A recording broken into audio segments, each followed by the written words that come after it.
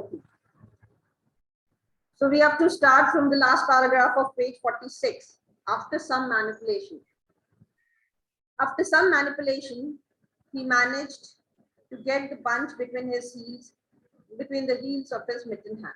So his fingers were numb, the wires were down, he was not able to move his fingers. So what he tried to do, he tried to hold the sticks with the edges of his hands, the heels of his hands. In this fashion, he carried it to his mouth, and he held them like this and carried this matchsticks to his mouth. The ice crackled and snapped when by a violent effort he opened his mouth. You remember that there was a muzzle over his mouth. A covering had formed over his mouth because of the breath and because he was chewing tobacco. So these two things, they resulted in a muzzle, in a covering over his mouth. The ice crackled and snapped when by a violent effort he opened his mouth. So he tried to open his mouth he made efforts to open his mouth. So with that force, what happened? The ice, the covering of ice which was formed over his mouth, it crackled. He drew the lower jaw in, curled the upper lip out of the way, and scraped the bunch with his upper teeth in order to separate a match.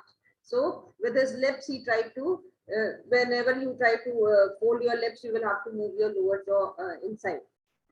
Like this, he did. He succeeded in getting one, which he dropped on his lap. So he was able to catch hold of one matchstick, but that too dropped on his lap. He was no better off. So his efforts, they failed. He could not pick it up.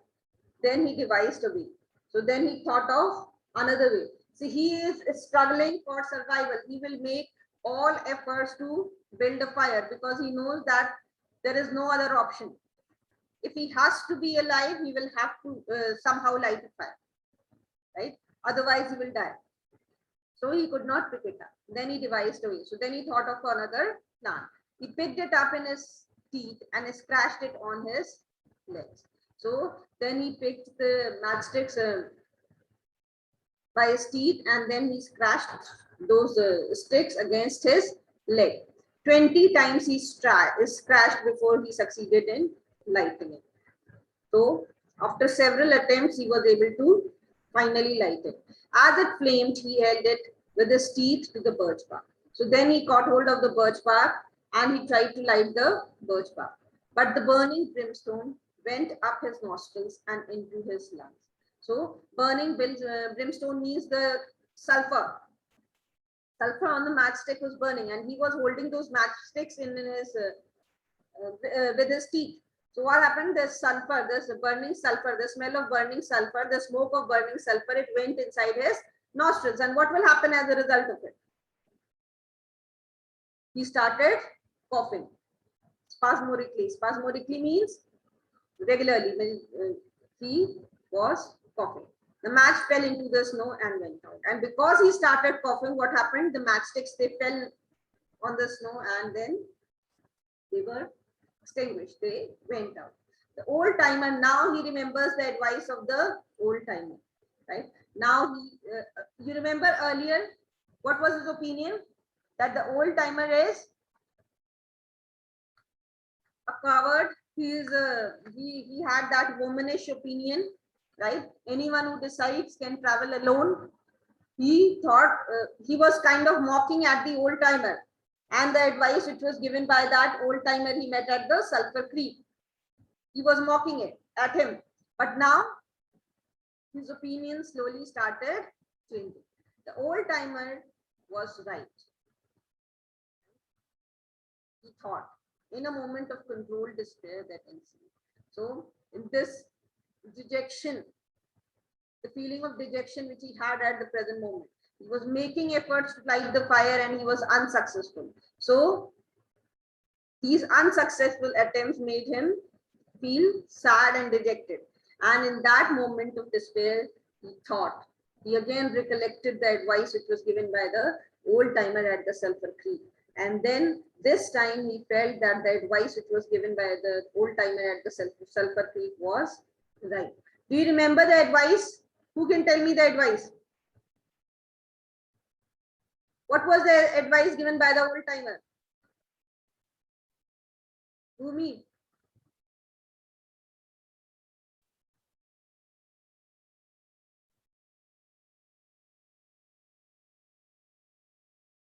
Anyone?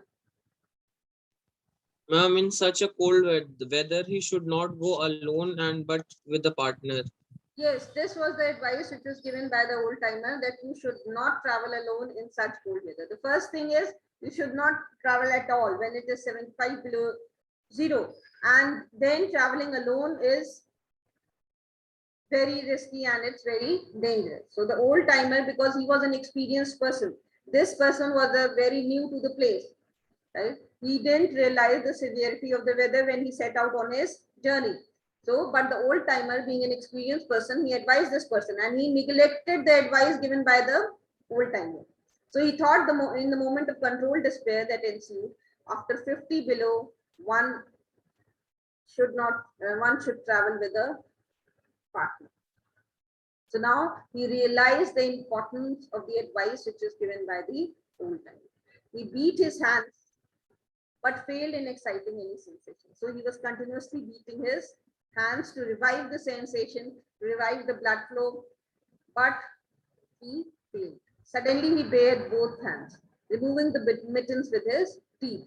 So because his fingers were down, right, the wires of his fingers were down, he was not even able to move his fingers. They were completely numb, right? So that is why he moved the mittens with his teeth. He caught the whole bunch between the heels of his hands. His arm muscles not being frozen enabled him to press the hand heels tightly against the matches. Because his arm muscles, right, they were not yet numb. Because still here the clothing was proper, right? They were covered. So his arms was muscles, the muscles of his arms, they were able to move. They were not yet numb. And so he was able to move the heels of his hand properly. And so this helped him to catch hold of the sticks. So this time he caught the whole bunch of matchsticks between the heels of his hand. His arm muscles not being frozen enabled him to press the handles tightly against the matches. So they enabled him to hold those matchsticks tightly between them. Then he scratched the bunch along his leg. It flared into flame. So then the entire bunch holding like this, he scratched. You must have seen it in the movie. He scratched along his leg. It flared into flame. 70 sulfur matches at once. There was no wind to blow them out. He kept his hand to one side to escape the strangling fumes and held the blazing bunch to the birch bark. So this time he took the precautionary measure. He kept his head to one side so that the smell of sulfur doesn't trouble him and he doesn't start coughing again and blows out all the matchsticks. So this time he kept his head at a safe distance, right, to one side, so that he is able to escape those fumes, and held the blazing bunch to the birch bark. And then he finally was able to light the birch bark. As he so held it, he became aware of the sensation in his hand. So because he was holding like this, so what happened? What will happen? After some time, his hand will start burning. So he felt that burning sensation in his hand. His flesh was burning. He could smell it. He could even smell the flesh burning. Deep down below the surface, he could feel it. And he could feel it also. The sensation developed into pain that grew acute. And still he endured it, holding the flame of matches clumsily to the bark that would not light readily because his own burning hands were in the way. So he was making efforts to light the birch bark, but again the birch bark was not able to light. He was not able to successfully do it because of his own hand, because his hand was in the middle, right? So this was acting as a hindrance in lighting the birch bark, and the birch bark was taking a lot of time to start burning. Clumsily to the birch bark that would not light readily, and what was happening as a result of it, his flesh was burning because it was directly in contact with the fire, so it started burning.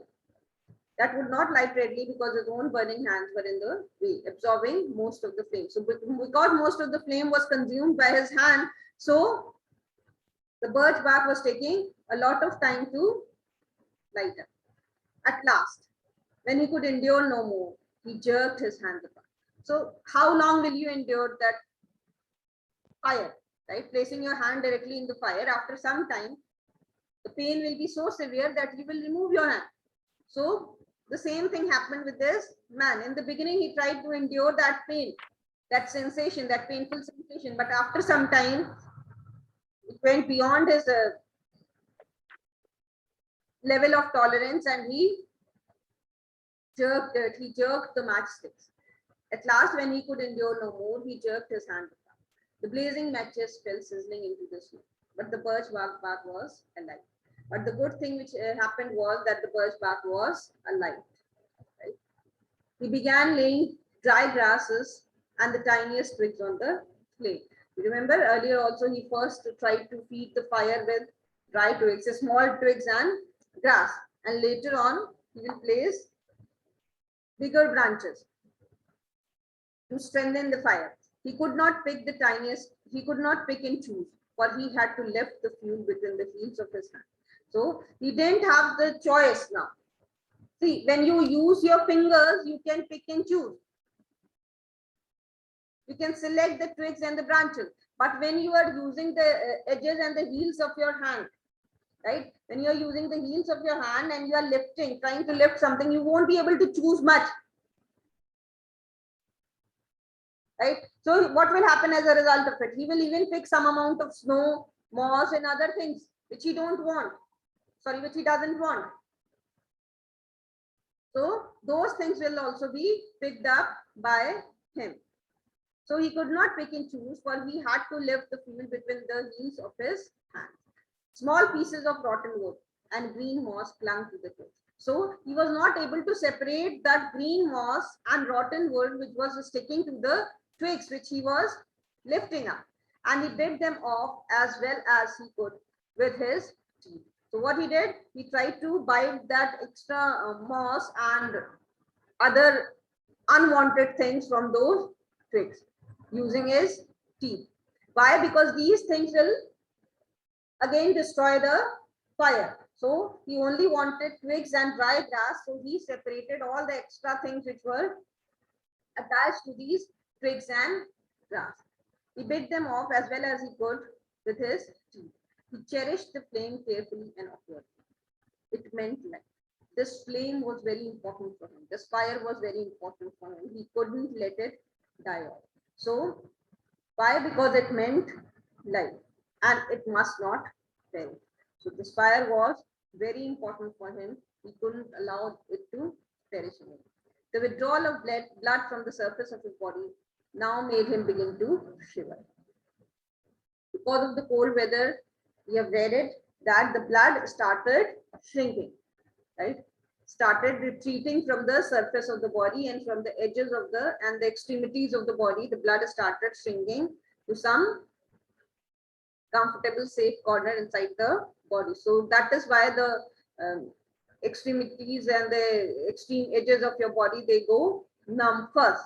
The fingers and the toes, they are the first things to go numb in severe cold. So what happened because of this, because the withdrawal of the blood from the surface of the body, now what happened, he began to shiver and he grew more awkward. Now what will happen once he will shiver?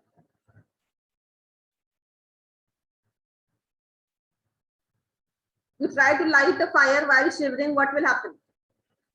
You won't be able to light the fire properly, and the unwanted particles will also fall in the fire. Yes, even your finger and hands will move. What will happen as a result of it? Your own hand will destroy the fire, right? It will destroy the nucleus of the fire. right? Because you are not static, you are shivering. So now made him begin to shiver, and he grew more of it. The large piece of green moss fell squarely on the little fire. What happened? As it is, he was not able to separate the things properly. So a big piece of green moss fell squarely, means directly on the little fire. The fire was not very strong, right? It was just struggling to burn properly. And at that very moment, a piece of moss, a large piece of moss fell directly on the fire. He tried to poke it out. And now, because he was so nervous and panicking, that what he tried to do, he tried to remove that moss, because he knew that moss was dangerous for the fire, will extinguish it. So using his fingers and hand, he tried to poke it out with his fingers, but his shivering frame made him poke too far. But because he was shivering, this movement was not under his control. He poked the fire too far, right? He touched and disturbed the fire too far, and he disrupted the nucleus of the little fire. And what happened as a result of it? Even the nucleus, that is the center portion of the fire, was disturbed. The burning grass and the tiny twigs separating and scattered. What happened? The twigs and the dry grass, which was burning at the center of the fire, it got separated. And what will happen as a result of it? The fire will extinguish. Then, in an effort to revive the fire, what he tried to do, because it was scattered by his fingers, so he tried to bring everything back, right? So he tried to poke them together again, but in spite of the tenseness of his efforts, his shivering got away with him, and the twigs were hopelessly scattered. So though he made an attempt to bring everything back, to bring those twigs and dry grasses which were burning together, but because he was shivering, the movement of his body was beyond his control. That shivering was something which he couldn't control. So though he was making the best efforts to bring them back, but still he was not able to do it. And everything scattered hopelessly. Each twig gushed a puff of smoke and went out. So each twig, because now they were separated, they were scattered.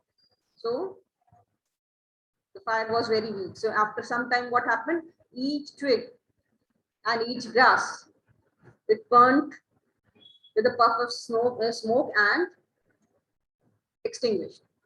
Right? You remember, you must have seen, right? You try to burn grass, and if it's not strong enough, the fire is not strong enough, what will happen? Some smoke will come out of it, and then the fire will finally die out. So this is what happened, and this attempt of trying to build the fire also failed.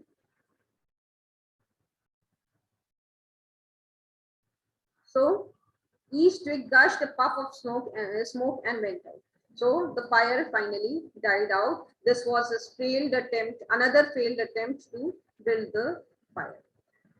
The fire provider had failed. As he looked apathetically about him, his eyes chanced on the dog, sitting across the ruins of the fire from him. So the fire provider, who is the fire provider? The fire provider is the man. The dog, from the very beginning of the story, has been expecting this man to burn fire. The dog has always known man to be the fire provider. His instincts have told him that this is the creature who gives fire, who builds fire, and that fire gives us comfort in such cold weather. So the dog has always known man to be the fire provider. But his fire provider had failed, and he looked apathetically about him. So now this man was looking apathetically at the dog. Apathetically means with an indifferent look, right? His eyes chanced on the dog. So he was, when he was looking here and there, he chanced, his eyes, they just saw the dog sitting across the ruins of the fire from him. So he was standing on one side, in the center was the fire, and across the fire, who was sitting? The dog. making restless hunching movements, slightly lifting one forefoot and then the other. So the dog is slowly becoming restless. Why? What is the reason for the restlessness of dog?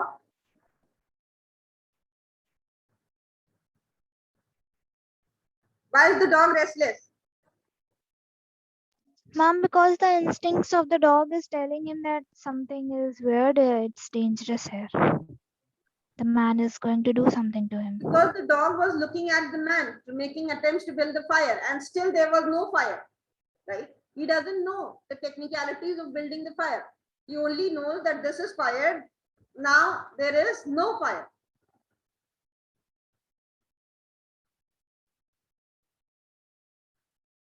So he only wants fire, and then the man was not able to build the fire. So this made the dog restless. And so he started moving his limbs and body, turning and twisting his body, slightly lifting one forefoot and then the other. So this was making him feel restless, shifting its weight back and forth on them with wistful eagerness. So he wanted the man to be successful in his attempt to build the fire. He wanted fire. The dog also desperately wanted fire, but the man was not able to do so. So this made him feel restless. He has always looked upon man as the fire provider.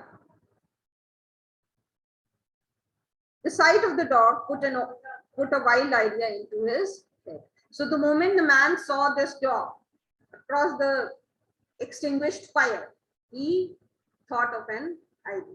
See, he will make every possible attempt, being a human being, and the most human beings are the most advanced species on this planet, right? So he thought of a wild idea. Another idea came into his head. And what was that? He remembered the tale of a man caught in a blizzard. Blizzard means a snowstorm, right? Who killed a steer and crawled inside the carcass and so was saved. So this was another idea, right? He remembered that he had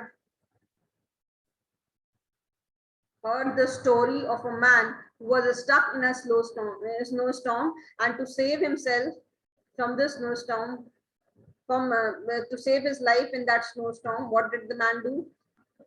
He killed a steer. A steer means like a deer, and not steer. Sorry, it means like some animal belonging to the not cow family, right? It's a bovine creature. It's like belonging to the cow family, ox kind of an animal.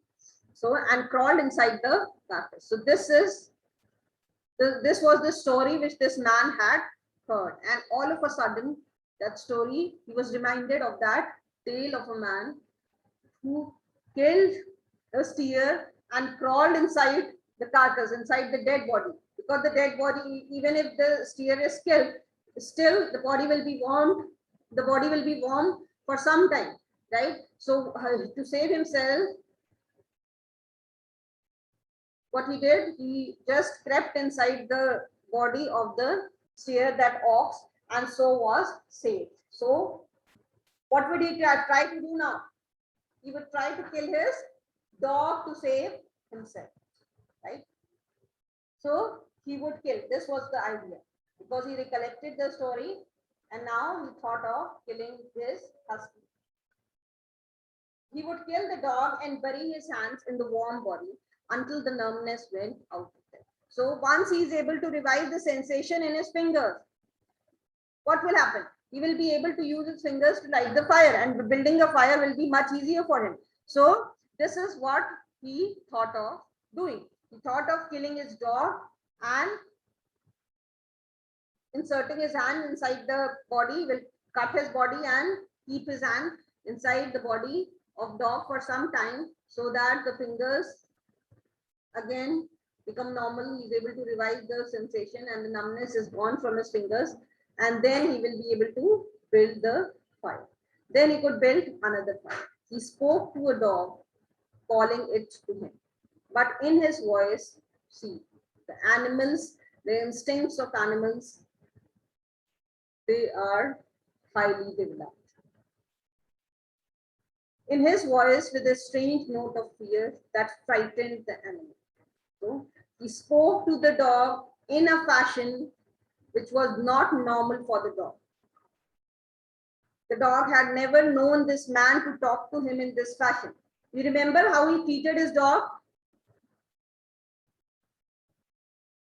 Either the dog was actually whipped or he was whiplashed by his tongue.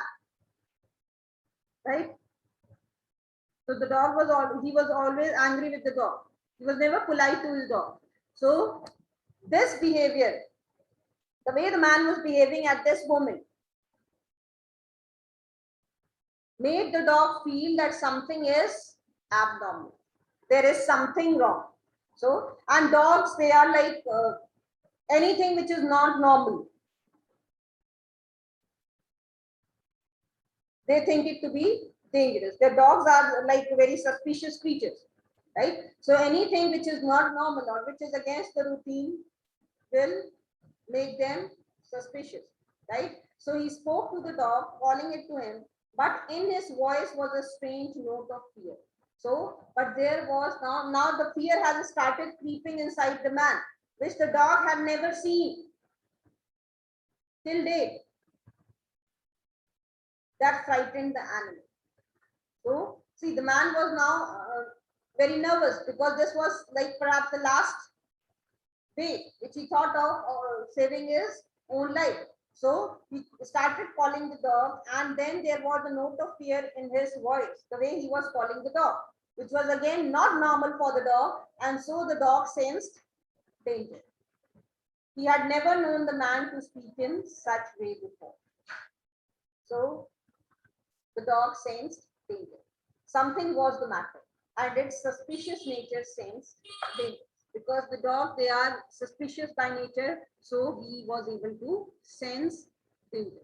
It knew not what danger, though the dog didn't understand what the man was planning to do, but he was very sure that, but the dog, it was very sure that there is something definitely wrong.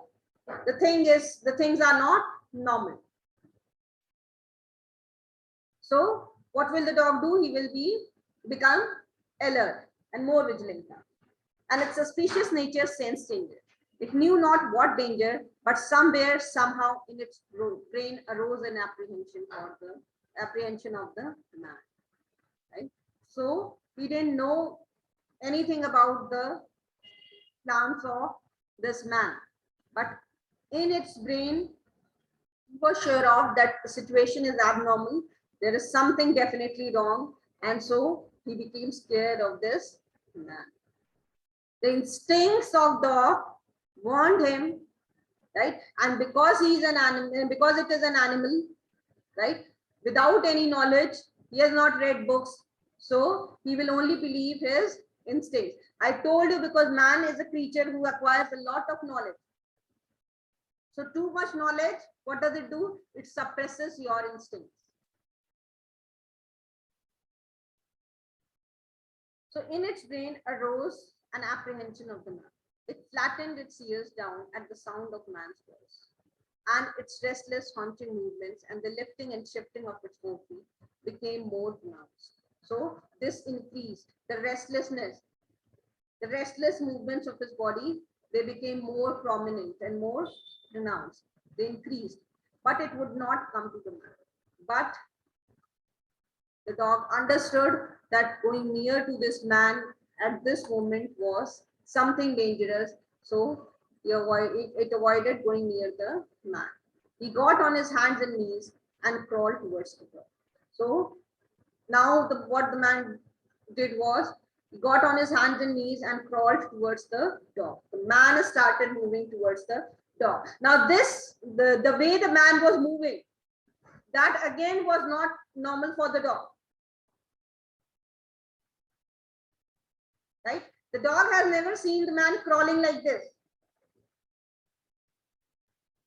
So this also made him feel that something is abnormal. This unusual posture again excited suspicion. This crawling movement of the man again increased the suspicion of the dog. And the animal sidled mincingly away. So sidled away means the animal moved away, right? Try to maintain a safe distance from the dog. Sorry, from the man. Man sat in the snow for a moment and struggled for calm. So now, first thing which the man needed to do was to calm down his mind. So he sat on the snow and tried to calm down in his mind because he was very nervous and was panicking a lot. So then he pulled on his mittens by means of his teeth and got upon his feet. So he again pulled on his mittens, wore his mittens, and tried to get upon his feet. He glanced down at first in order to assure himself that he was really standing up, for the absence of sensation in his feet left him unrelated to the earth. So now he will have to use his sight, because the feeling, the sense of touch was completely absent by this time from the extremes of his body, from the extremities of the body. The sensation has disappeared. You remember his feet were wet, and so by this time they had almost frozen, and the frozen feet will not sense anything. So he had to look down to understand that he was actually standing. You must have seen at times when you are sitting in a particular posture for some time, then your feet, they go numb. And then you start feeling that your feet are not in contact with the earth. So the same thing happened to the man. Because of numbness, because of the sensation completely absent from his feet, because his feet were frozen, so he felt that he was unrelated to the earth. Right? Feet were not touching the earth. This was the feeling which he had. So he had to look down to be sure that he was actually standing. His erect position in itself started to drive the webs of suspicion from the dog's mind. So when he stood up, the suspicion from the dog's mind started disappearing, because he has always seen this man standing erect. To see the man crawling was not normal for the dog. Now, when he saw the man standing erect in front of him, the suspicion which was earlier there in his mind, in its mind, that disappeared. And when he spoke peremptorily with the sound of whip lashes in his voice, the dog rendered its customary allegiance and came to him. Right? So then when he again started talking in the manner in which he used to talk, in a very authoritative manner, you remember, the man was never polite to the dog. So now again, when he started talking to the dog, so in the way he used to, the dog felt that now the things are normal. So the suspicion which was there in his mind, it disappeared. So when he heard those whip lashes in his voice, peremptorily means in a very authoritative tone, dominating tone. So when he heard the man talk in that authoritative tone, the way he used to talk to the dog, so the dog sensed that now the things are normal. Now the normalcy of the situation has been restored, and so he rendered its customary allegiance and came to him. So he again started obeying the man, right? As it came within reaching distance, the man lost his control. So now the dog started coming near the man, because this is how the dog has been trained. So as it came within the reaching distance, the man lost his control. His arms flashed out to the dog, and he experienced genuine surprise when he discovered that his hands could not clutch. So as the dog came too near to the man, what he tried to do, he tried to catch hold, right? He stretched his arms to catch hold of the dog, because then this was his plan, to kill the dog. So he tried to catch hold of the dog, and he experienced genuine surprise when he discovered that his hands could not clutch.